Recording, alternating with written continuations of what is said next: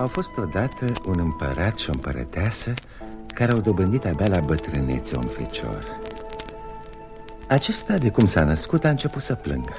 Și plâng, dar nu așa ca toți copiii, să mai stea și el acolo o clipă, două, ca să răsufle și să se odihnească.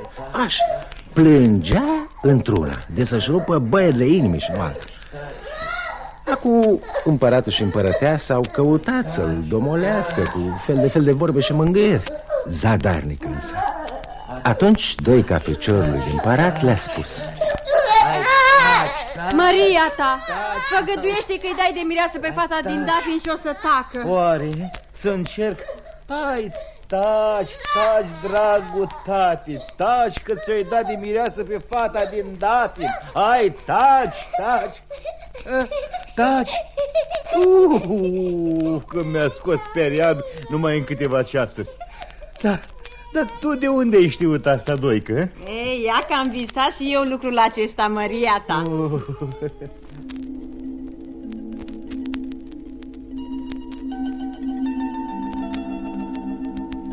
Anii trecură repede, ușor, pe nebăgate în seamă, ca în vis. Și cum se făcu mare, feciorașul de împărat, hai la împărat și la împărăteasă, așa, pe nepusă masă. Măriile voastre, tată și mamă, am venit să vă spun că plec. Cum așa, netam, nesamtă? Dar unde, dragul mami? În lume, să-mi caut mireasa pe care mi-ați făgăduit-o. Dar cum asta, feciorașul, tati? Am aruncat și eu o vorbă așa în vânt și tu o iei de bună? Hai că, eu dacă mai stau mă topesc de dorul ei ca o rămânare. Așa că să-mi dai bani de cheltuială, paloș, cal de călărie, că eu plec după soție. Nu pleca, dragul mami, nu pleca.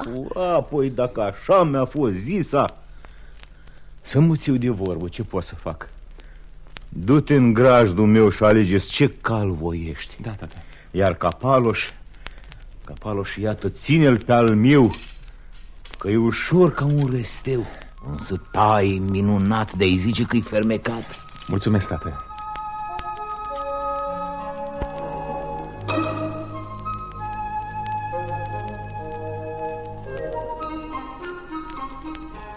Și ce să mai lungim mult vorba, hai să pornim și noi la drum împreună cu feciorul de împărat. Noi în gând și tot pe jos. El pe cal, că e făt frumos. Dar ce cal avea, să nu mă întrebați. Cal năzdrăvan, care vorbea ca oameni. Ce mai tura-vura. De mers nu mai vorbim. Cât drum făceau alți cai în 10 zile, el făcea într-una singură. Așa că iată-i ajunși, curând după ce plecaseră, în apropierea unei câmpii cu cele mai frumoase și mai miresmate flori din lume.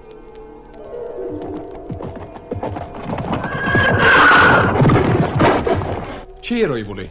Hai, spune, te ascult. Stăpâne, până acum drumul a fost ca o joacă, dar de aici înainte vine greu. Iată, în fața noastră se întinde, cât vezi cu ochii, o câmpie cu tot soiul de flori. Le văd frumusețea și le simt mireasma îmbătătoare. Stai o clipă, roibule, să culeg un buchet pentru fata din Dafin. Da, nici gând de așa ceva, stăpâne. De ce? Astea-s flori vrăjite și de atingi cumva vreuna din ele, toate se înalță asemenea unor copaci uriași, se abat asupra noastră și aici ne rămân oasele. Atunci cum vom putea trece printre ele fără a le atinge?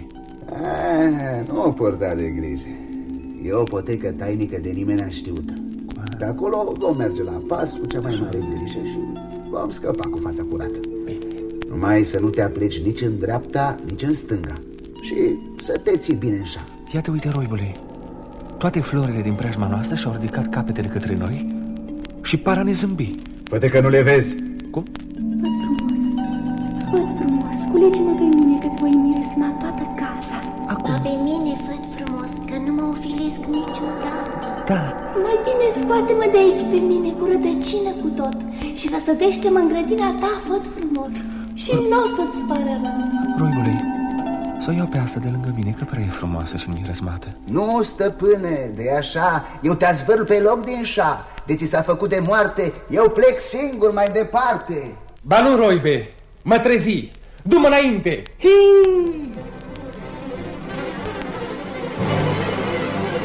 Stăpâne, ține bine că săr.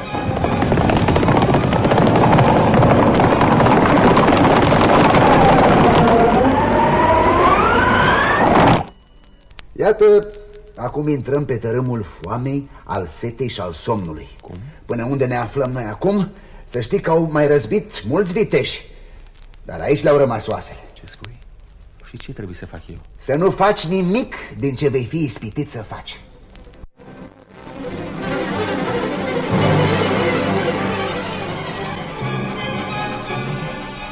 Iată, uite ce bogăție de roade la pomii ăștia. Și aici văd la oaltă crescând cireși, vișini, caise, mere, pere, rodii, portocale și smochine. Tocmai bune de mâncat. Și ce struguri frumoși. Nu mai pot de foame. Stai mai încet, roibule, să rup măcar o pară de asta tămăioasă care îmi lasă gura apă. Stăpâne! Da, mi-am adus aminte. Să nu mă las ispitit. Acum parcă mi-a trecut foamea cea grozavă. Ce ciudat. Da, să ne oprim puțin măcar la izvorul acesta limpede. Mă sting de sete și... mi-e așa de cald cum nu mi-a fost niciodată până acum. Stai, roibule, zic. Ba, stăpâne, ba, și mie mi-e sete și totuși nu mă adăp, că nu vreau să-mi fie pentru cea din urmă oară. Ce ciudat. Iată că îndată ce m-am îndepărtat de izvor, mi-a trecut și setea. Mare minune. Văzuși, stăpâne, văzuși? Văzui. Dar ce somn m-a cuprins deodată. Ce iarbă frumoasă, mirezmată. Și parcă vorbește. Făt frumos, dă-te o clipă jos pe covorul mătăsos, să te mângâi o clipă blândă a somnului aici. Ce iarbă moale, bună de dormit. Stai, roibuțule, puțin că mă prinde somnul. Mergi mai ușor să mă țin de gâtul tău și să ațipesc câteva clipe măcar. Nu mai pot. Ba, stăpâne, ba. Și pe mine m-a podetit greu somn ca de plumb. De-abia mai tării picioarele și iată că tot merg. Scoate-ți paloșul îndată și crestează-te puțin la mână și ți-o trece somnul. Da, chiar așa am să și fac. Hei, ce rece și ascuțită e sabia. Și cu mustură. Dar acum nu mai simt pic de somn. Parcă m-am trezit dintr-un vis. Am trecut de hotarul ispitelor, stăpâne. Am trecut? De acum, drumul ne duce neted până la fata din Dafin. Așa. Am ajuns pe cale dreaptă, dar primejdii tot ne așteaptă.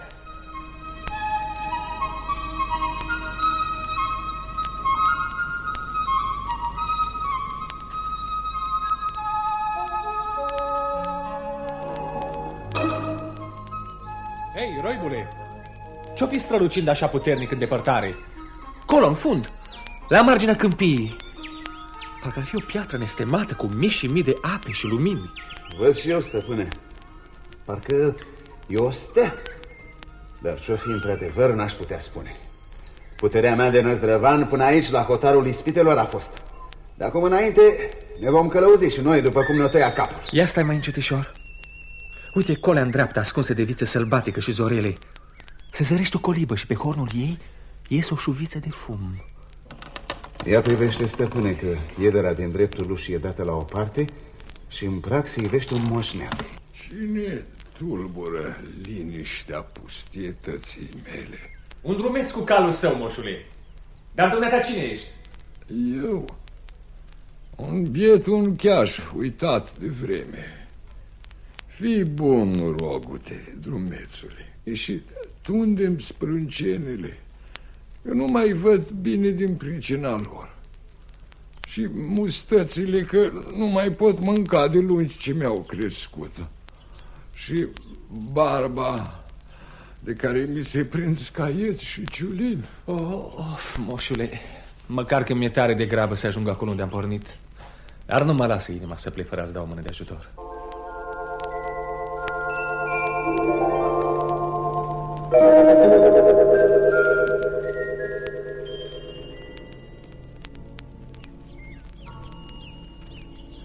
Așa. Ești gata. Cum te simți acum? Să trăiești, dragul moșului. Că nu ți-a fost silă de bătrânețile mele și m-ai ajutat. Parcă sunt alt om și parcă am întinerit cu 10 ani. Îți mulțumesc. Acum te las sănătos. Și de mai întoarce pe aici, mai trec eu pe la dumneata să te cercetez ce mai faci și cum te mai simți. Dragul moșului, de-i voi sau nu vei voi, pe la mine tot ai să mai vii. Cum? Mulți tineri au trecut pe aici, prin fața colibei mele în drum către palatul fetei din Dafin. Fata din Dafin? Care se înalță departe, la marginea acestei câmpii. Așadar, e pe aproape palatul fetei din Dafin, moșule. E pe aproape și nu prea. A fost odată de mult o fată frumoasă care se îndrăgostise de un flăcău și el frumos și voinic, pe care îl chema Dafin. Dafin, moșule? Așa. Dar mama fetei nu-l dorea pe acesta de ginere, pentru că era un biet grădinar și atâta tot. Da. Că, vezi, dumneata, eu uitai să-ți spun, mama fetei era fiică de împărat. Așa. Și tatăl fetei de asemenea. Tatăl fetei ce zicea? Lui îi plăcea Dafin, că era harnic și priceput. Aha. Îi făcuse dintr-o câmpie stearpă un rai de flori, cu ape curgătoare și păsări cântătoare. Așa. Și odată, când mama fetei era plecată la părinții ei, cei doi tineri, cu voia tatălui fetei, se cununară în taină. Ce spui? Da, așa precum auzi. Și peste un an dobândiră o fată frumoasă cum nu se mai văzuse alta pe pământ. Și? Și atunci mama fetei, care era și o mare vrăjitoare, Cum? înfuriată, l-a prefăcut pe tânărul ei, ginere, nedorit de ea, în copacul ce-i poartă numele, în Dafin. Așa. Pe fiică sa a încuiat-o cu 99 de lacăte în palat, iar pe fetița lor a urgisit-o să stea închise în Dafinul din grădină până când va veni un voinic să o scoată de acolo. Așa. Pe bunicul fetei l-a blestemat să se urățească, să stea departe de lume, să-i crească părul, barba și sprâncenile mari și să-l împiedice să vadă înaintea ochilor, până se va milostivi de el un călător. Cum, moșule? Dumneata ești bunicul fetei din Dafin? Eu, nepoate. Și bunica fetei a vegheat până acum asupra vrăjitoriei. Ea ți-a scos în cale tot soiul de primejdii pe care le știi, că ai trecut prin ele doar. Și acum? Acum ce mă rămâne de făcut? Să faci întocmai ce-ți voi spune eu. Da. Ai avut mare noroc că te-a întovărășit un cal năzdrăvan la toate primejdiile ce s-au ivit în cale. Tot el îți va prinde bine și de aici înainte. Iată ce ai să faci. Da. Iar în vremea asta eu am să caut să-i încurc ițele vrăjitoare de nevastă mea, care turbează de mânie că i s-au dezdrămat farmecele. Te ascult, moșule.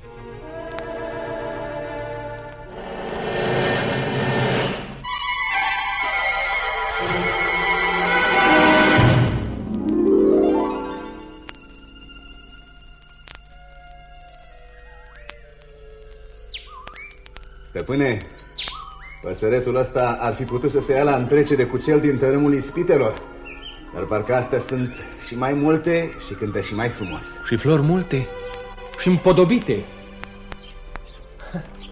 Ciudată grădină cu un singur copac, dar ce mândrețe de Dafin. Acum, stăpâne, nu uita ce ți-a spus moșul. Eu mă duc și mă fac căpasc nițel mai încolo. Dumneata, ascunde-te în apropierea Dafinului printre lujări și fă-te una cu pământul. Să vedem ce se întâmplă. Așa voi face. Când o necăza eu odată, ușor, ridică-te și intră în vorbă cu fața. Știu ce am de făcut, roibule. Nu-mi duce grija. Plăcut mai e să stai printre flori. Numai de nu m-a apucat somnul în miresmele astea amețitoare. Ia te uită, minunea minunilor. Dafinul s-a despicat în două și din el a ieșit o fată. Dafine, iubite tată, lasă-l voie pe a ta fată să coline prin grădine, prin pedale și sulfine, că se va întoarce acasă mai blândă și mai voioasă. Plimbă-te, copilă dragă, a ta e grădina întreagă, să te joci ai mii de flori, bunele tale surori. Cum de-a ajuns calul acesta în grădina noastră? M-a adus pe mine, frumoasă domniță.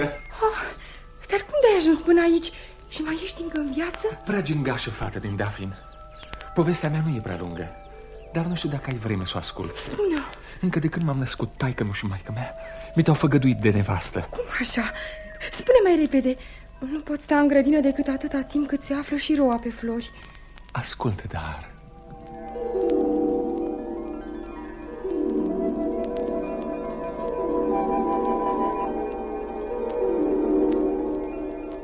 Așa am izbutit să ajung în grădina asta. O, voinicule, povestea ta a ținut atât de mult, încât niciun strop de rou nu se mai zărește pe vreo floare sau pe vreo frunză. Nici în ascunzișul ierbii măcar. Și eu, în lăcașul meu de ani și ani, nu mă mai pot întoarce acum. Nici nu mai are rost să te întorci în Dafin. De aici eu nu mai plec singur. Vom merge împreună. O, făt frumos, știi tu de ce ai izbutit să rupi vraja făcută de bunica mea? Pentru că m-ai rugat să merg singură, de bunăvoie cu tine. Și n-ai încercat să mă răpești așa cum au făcut alții care nu s-au mai întors și au pierit pe loc. Dă mâna și să plecăm.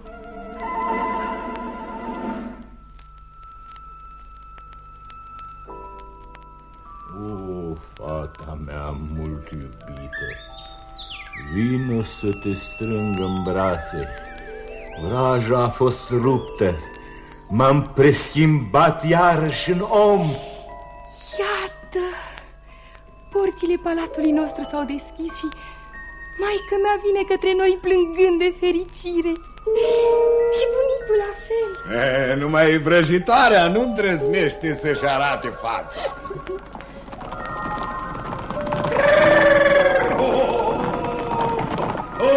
Haine zdrăvani! Poftiți! Poftiți de urcați, măriile voastre, că ne așteaptă părinții preamăritului făt frumos cu sufletul la gură. Că de când le-a plecat feciorul, ei într-una i-au dus dorul. Până și cozonaci frământă, să avem ce mânca la nuntă. Dii! Dii, căluț! Zburați acasă, că mireasa e frumoasă și mirile la fel este ca sfârșitul din poveste. Dii!